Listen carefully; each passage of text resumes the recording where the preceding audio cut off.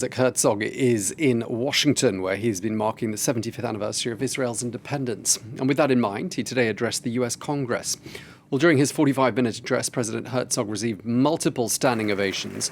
And in his speech, he described the U.S. as being his country's greatest partner and friend. But casting something of a shadow over his visit to the U.S., continued protests back home in Israel against Prime Minister Benjamin Netanyahu's plans to reform the judiciary. Well, it was an issue that the visiting president couldn't ignore. Our democracy is also reflected in protesters taking to the streets all across the country to emphatically raise their voices and fervently demonstrate their points of view. Our democracy is the blue and white Israeli flag, waved and loved by all Israelis taking part in the debate. I am well aware of the imperfections of Israeli democracy. The momentous debate in Israel is painful and deeply unnerving because it highlights the cracks in the whole, within the entire whole. The world cannot remain indifferent to the Iranian regime's call to wipe Israel off the map. Tolerating this call and Iran's measures to realize it is an inexcusable moral collapse. Backed by the free world, Israel and the United States must act forcefully together to prevent Iran's fundamental threat to international security. The Israeli president speaking there on a couple of different issues. Well, let's get some more analysis now from journalist Noga Tarnopolsky, who joins us from Jerusalem. Thank you so much for speaking to us on France 24. Just looking at President Herzog there in the United States, how would you describe the welcome he's been getting overall from officials there in Washington? Good evening. I think he's been getting a lovely welcome in Washington with, as your correspondent noted, standing ovations in Congress, a private meeting with President Biden in the Oval Office. But here in Israel, his visit feels almost, I have to say, like close to irrelevant because the Israeli Prime Minister has taken the country again to such a brink. And there are so many protests overtaking the country.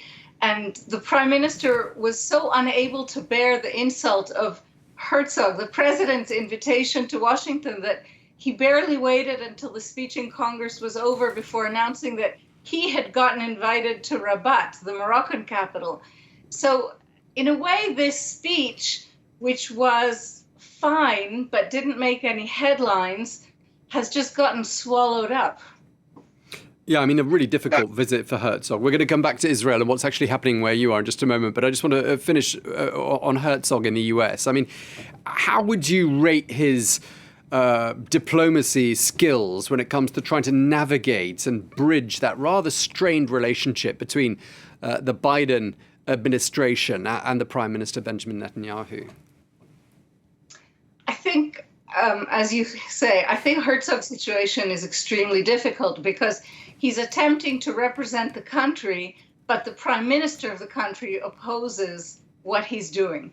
So he's sort of between a rock and a hard place. I do have to say that the Biden administration has given him a helping hand.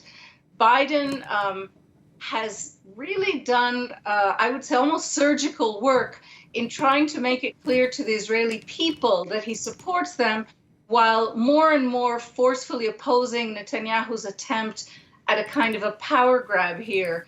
Today, this became clear with a New York Times op-ed that came out just before Herzog's speech, excuse me. So I think everyone is trying to navigate what is a kind of excruciating diplomatic predicament. Now, the protests back there in Israel where you are, I mean, today has been another day of massive protests. Do you see things heating up even further than they already have done? Absolutely. Israel really is on a precipice again. There are at least 5,000 people marching to Jerusalem today. There were several wounded in massive protests last night. An even larger protest has been called for tomorrow night nationwide.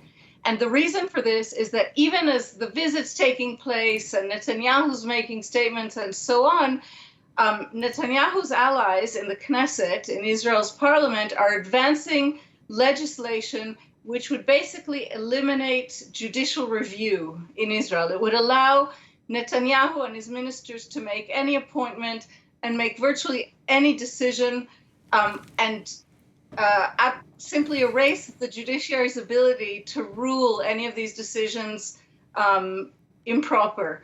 And that's the reason protests are heating up so much here. And do you think they're likely to change anything?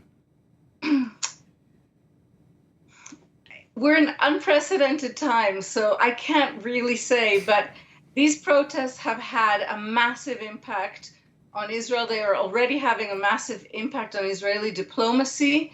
The foreign minister is in Paris, actually, with you today, and he was received by at least many dozens of Israelis screaming shame at him as he got out of the car to meet the French foreign minister. And I can say that the only time Netanyahu has paused this legislative blitz was at the end of March, 4 months ago, and it was definitely as a result of these protests provoking a national strike and just the stop down of the entire country. Now, today there's been the reservists taking to the streets there as well, saying that if they're called up, they won't fight. I mean, we were talking about this yesterday a little bit because they just started taking action. But I mean, this is really unprecedented, isn't it? It is. It's absolutely without precedent. And but the entire situation is. It's important to underscore that these are not reservists in a way an American might think of it. These are active duty members. In other words, they are not conscripted soldiers. They have been released from their draft, but these are people who volunteer and who agree to volunteer for decades of their lives, and they're active duty officers. The Israeli army relies on them. The Israeli Air Force, about 60% of its active duty officers are these reservists.